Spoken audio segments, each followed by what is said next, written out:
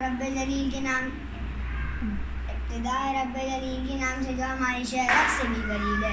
یہ سورج کی ستاروں کا جہاں کوئی نہیں رہے گا, یہ سورج کی ستاروں کا جہاں کوئی نہیں رہے گا. یہ زمین کھوئی تو تم کو آما کوئی نہیں دے گا. صدر محترم, استاد کرام اور میرے عزیز ساتھیوں, السلام علیکم. آج مجھے جس موضوع پر شائع کرنے کا موقع ملا ہے وہ صرف ایک یاد دہانی نہیں بلکہ ہماری تاریخ, ہماری پہچان, ہماری قربانیوں اور ہماری نسلوں کی بقا کا مظہر ہے. جناب والا, اگر ان سب الفاظوں کو موتیوں کی طرح پرویا جائے تو یہ ایک موضوع بنتا ہے. آزادی ایک انمول نعمت ہے, یعنی میری آزادی, آپ کی آزادی, ہم سب کی آزادی. میں اپنی تقریر کا باقاعدہ آغاز اس شعر سے کروں گا. ملی نہیں عرض پاک ہمیں تحفے میں, ملی نہیں عرض پاک ہمیں تحفے میں, یہ لاکھوں دیپ بجھے پھر یہ چراغ جلا.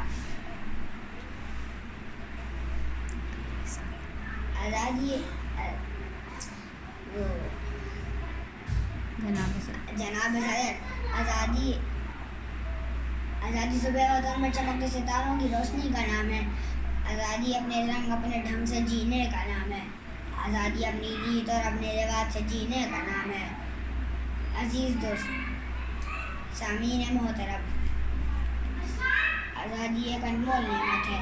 آزادی ایک آسمانی تحفہ ہے. آزادی کی قدر پنجرے میں پر مارتے پرندے سے پوچھیے, روح قائد سے پوچھیے, خواب اقبال سے پوچھیے, یا فلسطینی لہو سے بہتے جھرنوں سے پوچھیے, اور اسرائیلی ٹینکوں پر کو پتھر مارتے فلسطینی بچوں کے پاگل پن سے پوچھیے. پھر ہمیں پتہ چلے گا کہ آزادی ایک انمول نعمت ہے. عزیز دوستو, آج ہم آزاد ہیں, آزاد فضاؤں میں سانس لیتے ہیں, مگر ہمیں یہ آزادی کی زینت تستری میں رکھ کر پیش نہیں کی ہے, بلکہ لاکھوں آنکھوں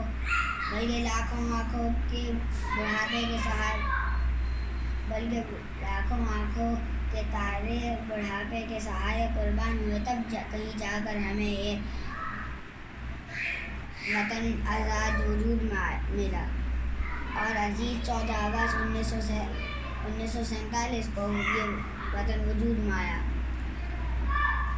اسی آزادی کو برقرار رکھنے کے لیے ہمارے فوجی ہر قربانیوں کے لیے تیار رہتے ہیں, چاہے وہ 1965 کی جنگ ہو یا 1971 یا بنیاد المرصوص 2025 میں.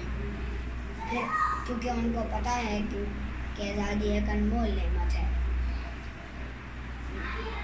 میں اب اپنی تقریر کا اختتام کرتے ہوئے اپنے عزیز پاکستان کے لیے دعا کروں گا.